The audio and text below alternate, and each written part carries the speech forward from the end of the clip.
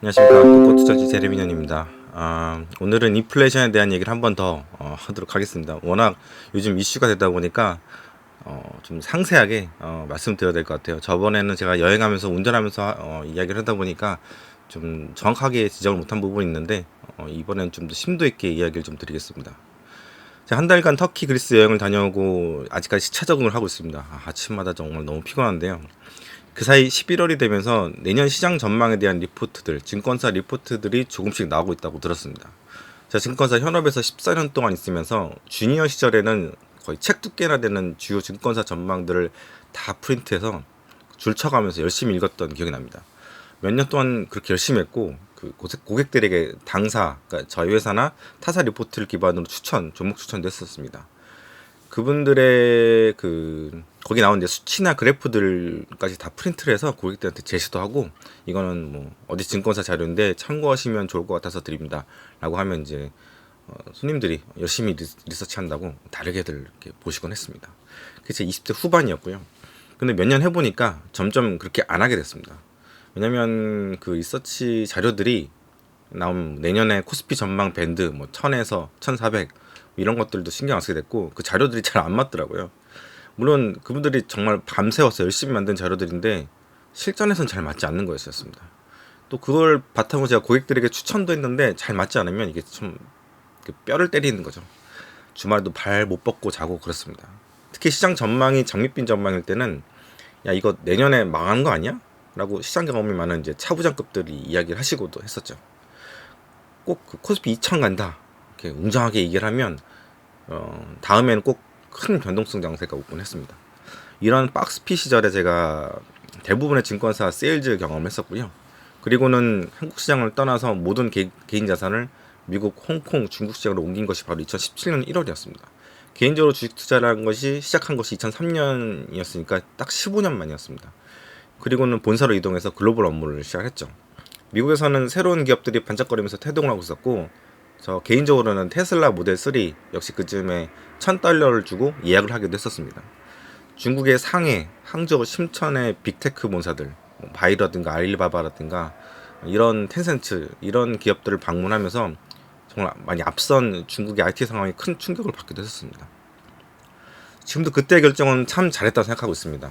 미국, 홍콩, 중국 시장에서는 새로운 산업들이 쉬지 않고 태동을 했었고, 한국은 답보 상태에 머물렀습니다.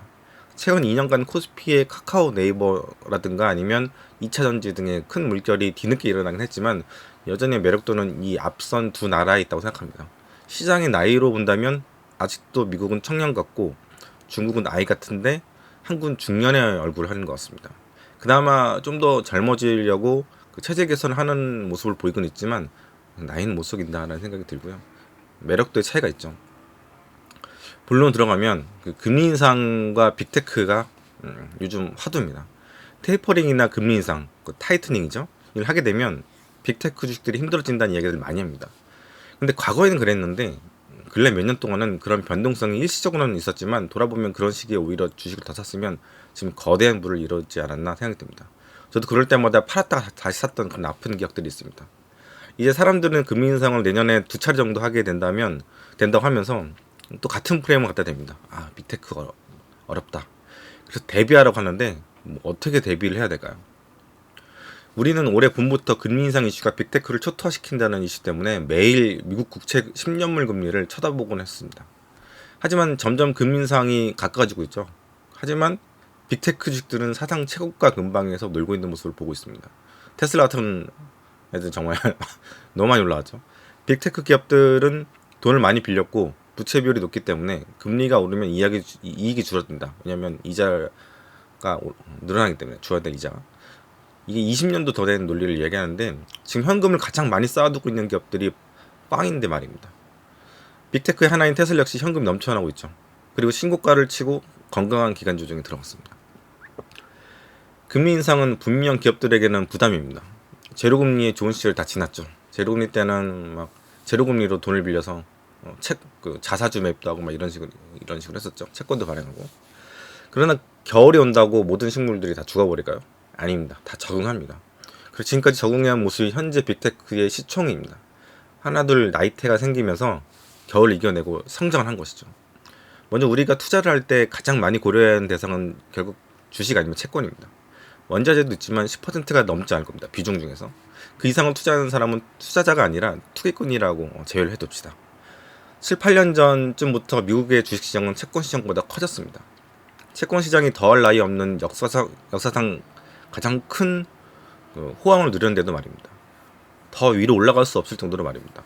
심지어 유럽과 일본의 국채는 마이너스 상태입니다. 지붕을 뚫고 하이킥을 했다고 보시면 됩니다. 예를 들자면 채권을 샀는데 채권 매수자가 돈을 오히려 발행자에게 줘야 되는 건 다름없습니다. 정말 기절초풍할 일이죠. 아마 대다수의 여러분들은 그러한 경험을 겪지 않으셨겠지만 저는 현역 있을 때 이탈리아 등 유럽 국채를 다룰 때 정말 고생을 많이 했었습니다. 놀라운 것은 세계 채권의 40%가 이런 마이너스 채권입니다. 이제 각국의 중앙은행들은 금리를 올리면 올렸지 내릴 생각이 전혀 없습니다. 이제 전 세계가 내년부터 본격적으로 금리 인상에 들어갑니다. 0.25%씩 두 차례 올린다고 하죠. 만약에 0.5%가 다 올라가잖아요. 그러면 글로벌 채권 시장에서 3,120조 원이 호응으로 날아가 버립니다. 채권 매수자들이 손해를 천문학적으로 보는 것입니다. 이렇듯 채권 가격이 이제 까일 일만 남았는데 채권으로 돈이 예전처럼 물밀듯이 들어갈까요? 이미 엑소더스는 오고 있지 않나 싶습니다. 역사상 채권 트레이더들의 현금 비중이 사상 최대치로 합니다. 그러니까 채권 비중 엄청 줄인 거죠. 트레이더들의 어떻게 풀이라고 해야 되나요?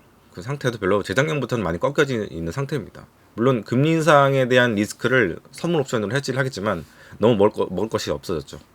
지난 10년 동안 채권 시장에는 주식 시장보다 더 큰 버블이 낀 듯합니다. 코로나 이전부터 이미 채권 시장은 끝물이 아니야 싶었고 지금 더 그렇죠. 중요한 것은 채권 시장은 이제 매력적이라고 하는 기관들이 많이 사라졌습니다. 개인들도 회사채 이자율을 보고는 안 사죠. 이번 미국채 입찰을 봐도 그렇습니다. 이미 해외 투자자들이 미국 국채를 구입하지 않는 기조가 된 지는 오래됐습니다. 가장 큰 손이던 중국은 계속 매도를 하면서 1위 자리, 미국 국채 보유 1위 자리를 2위인 일본에게 내줬고요. 전체적으로는 미국채는 인기가 없는 자산이 되었습니다. 채권에 미래가 있냐? 라는 질문은 이런 현상으로 답을 할 수가 있죠. 채권은 그렇고 원자재 역시 투자 대상으로는 매우 위험하고 투기적이며 현재 가격이 매우 비싸다고 여러 번 제가 말씀을 드렸습니다. 개인들의 객기는 이해하지만 원자재 파생 트레이더들의 생명이 짧습니다. 아무것도 모를 때는 용감하죠. 대안은 주식밖에 없습니다. 예년부터 다시 팬데믹 이전의 저성장 시대로 복귀한다고 한다면 저성장 시대에 귀한 성장을 이뤄내는 쪽으로 투자하는 것이 지극히 상식적입니다. 독투에서는 빅테크를 노아의 방주로 생각하고 늘 30%는 파킹할 것을 이야기하고 있습니다. 종목들 밸런싱을 잘하든 아니면 ETF를 매수하든 말입니다. 내년부터 테이퍼링과 타이트닝이 연속적으로 이루어지기 때문에 시장이 어려울 것이다 라고 이야기하는 이들이 많습니다. 시장이 오르려면 유동성이 있어야 되는데 그 유동성이 끊기기 때문이라고 얘기를 하죠. 하지만 우리가 유동성이라는 말 자체를 물 같은 액체라는 특성으로만 이해를 하고 있는데 이는 곧 연준만이 주입을 해줄 수 있다고 착각을 하게 됩니다. 하지만 유동성이라는 것은 각 경제 주체들이 각자 경제활동을 하면서 부가 생기면서 생겨나기도 합니다. 예를 들자면 내가 장사를 하고 있는데 경기가 살아나서 장사가 잘 돼서 현금이 늘어났습니다. 그럼 그 현금을 은행에도 예치하고 주식시장에도 투자를 합니다. 그러면 유동성이 공급되는 것이죠. 은행은 들어온 돈을 또 풉니다. 경기가 좋아져서 수요가 생기기 때문이죠. 돈 빌리려고 하는 사람도 있겠죠. 경기가 좋아지니까. 이렇게 통화가 돌기 시작하면서 일어나는 유동성도 있습니다.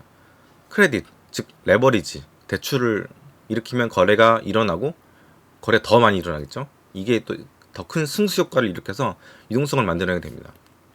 거래가 반복될수록 승수 효과라는 게 생기죠. 현재는 인류 역사상 가장 돈이 돌고 있지 않은 상황입니다. 돈은 엄청나게 뿌려댔는데 그 돈들이 다들 은행이나 조세피난처 혹은 예비금, 기업들의 예비금, 현금 유보금 이런 것들로 보유하고 있습니다. 기업들의 현금 보유가 사상 최대라는 말도 있지만 개인들도 저축을 많이 하고 있는 것이 마찬가지입니다. 팬데믹으로 이게 좀 더 심화됐죠. 이것이 움직이면 바로 유동성이 됩니다. 돈이 움직이면 유동성이 되는 거죠. 금리 인상기에는 연준은 돈을 풀지 않지만 은행들은 돈을 풉니다. 경기가 살아나면서 은행으로 공급되는 돈, 그러니까 돈을 번 사람들이 은행에 예금을 하죠. 그리고 대출을 요하는 수요가 동시에 늘어나는데 이러면서 금리가 인상되면서 예대마진까지 늘어나기 때문에 당연히 대출이 늘어나기 마련입니다. 그렇기 때문에 금리 인상기에는 은행주가 대안이 되기도 하죠. 실제로 요즘에 많이 올랐죠. 지난번에 말씀드렸듯이 금리가 올라오면 수면 아래 무겁게 파킹되어 있던 돈들이 수면 위로 떠서 돌게 됩니다. 금리는 돈의 날개라는 개념으로 생각할 수가 있죠. 돈의 값이 나가기 시작하면 돈을 날개를 달고 돌게 돼 있습니다. 그러나 돈의 값이 없다면 돈은 그냥 어딘가에 파킹돼서 제값을 하지 못하게 됩니다. 물론 그렇다고 돈에 투자라는 것은 아닙니다. 돈의 값이라고 할 수는 이자율이 살아난다고 해도 과거처럼 3%대까지 올라간 것은 쉽지가 않습니다. 그건 글로벌 생산과 소비 구조가 디플레이션에 가깝게 변형되어 있기 때문입니다. 디플레이션인데 금리를 올리는 데는 한계가 있겠죠. 팬데믹이 많은 것을 바꿨지만 팬데믹 이전의 상황을 생각해 보시면 됩니다. 결국 그때로 돌아가기 때문이죠. 수차례 말씀드렸듯 비이성적인 상태를 우리는 작년부터 정말 많이 봐왔습니다. 마이너스 40불 유가일 때는 이것이 꼭 영원할 것 같았고 10불 때는 이게 좀 장기화될 것처럼 얘기를 했었고 그냥 팬데믹이 끝이 안 보였으니까. 그리고 그 이후로 수직 상승을 해서 현재 80불 때 유가가 꼭 영원할 것 같이 얘기하지만 이것 역시 비현실적인 유가 상황이면 틀림없습니다.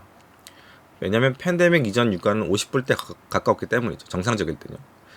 그 이유가 인류의 산업 구조가 탄소를 적게 배출하는 상태로 바뀌어가고 있습니다. 잠시 이탈했지만 이 기조는 좀 더 강하게 되돌려질 것으로 많은 이들이 생각하고 있고 또 그렇게 움직이고 있습니다. 또 그 산업들도 유망하다는 얘기들 많이 하죠. 유가가 이전처럼 돌아간다면 많은 에너지 원자재들 가격도 되돌려질 것으로 보고 있습니다. 이게 제가 그 인플레이션을 일시적으로 보는 이유이기도 합니다. 인플레이션 자체가 이슈화되기 시작한 것이 바로 9월부터입니다. 잘 생각해 봅시다. 올해 내내 공급만 이슈는 물가를 상승시키는 요인이 되어 왔습니다. 특히 4분기는 추수감사절 등 그 미국의 1년 소비 중 30%가 집중되는 시기이기 때문에 이 소비 수요가 상당히 많고 리테일 업체들은 재고를 비축하는 시기이기도 합니다. 한마디로 소비의 오버슈팅이 일어났다고 볼 수가 있죠.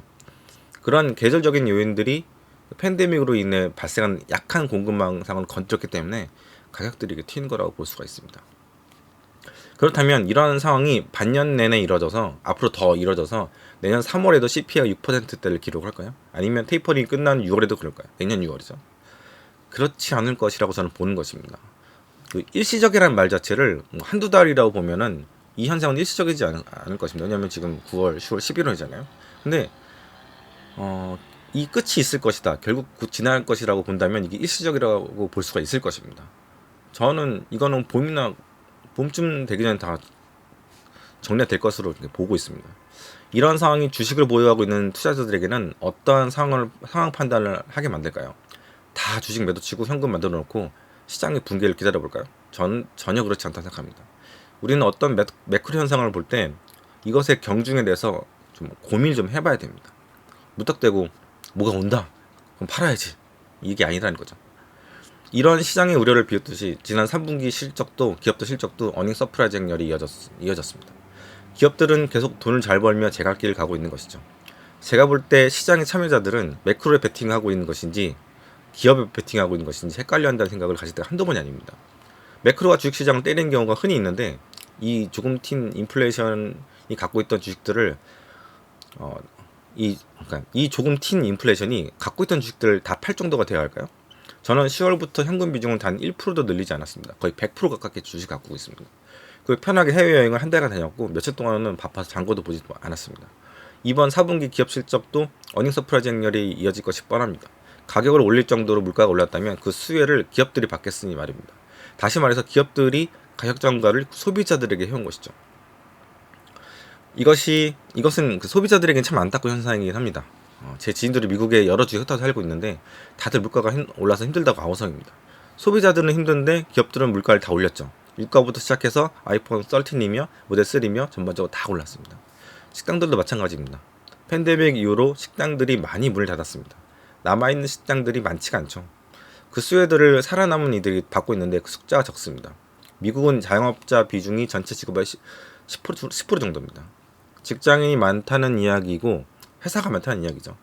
자영업자들이 하는 식당이 많지 않은데 그나마도 많이 망했으니까 팬데믹 이후로 식사를 하러 길가에 쏟아져 나온 사람들이 식당에 가려고 하니까 미어 터지고 메뉴 가격을 올리는 거죠. 그에 비해서 한국은 자영업자 비중이 30-40%가 된다고 합니다. 좁은 국토의 자영업자, 그러니까 그분들이 하시는 식당들이 너무 많은 것이죠. 점점 많아진 듯한 느낌도 사실 듭니다. 산업이 덜 고도화된 거죠. 그래서 창업을 많이 해야 되는데 토대가 되어 있는 내수 규모 너무 작잖아요. 그리고 기업가 정신도 상대적으로 낮은 것 같기도 하죠. 그래서 다들 이제 공무원 학원으로 가는 풍토가 있습니다. 옆으로 많이 샜는데 요즘 인플레이션으로 인한 이득은 개인으로부터 기업에게 흘러가고 있다는 것입니다. 그렇기 때문에 우리는 주식 투자를 꼭 해야 한다는 것입니다. 인플레이션으로 돈을 벌 수 있는 직장인은 아무도 없을 것입니다. 이거를 보시는 대부분들은 아마 직장인들이기 때문에 더더욱 그렇습니다. 나의 미래의 부에 전혀 도움이지 않는 걱정에 너무 인생을 낭비하지 않았으면 좋겠습니다. 좋은 주식들은 매크로를 뚫고 제 갈 길을 갑니다. 감사합니다.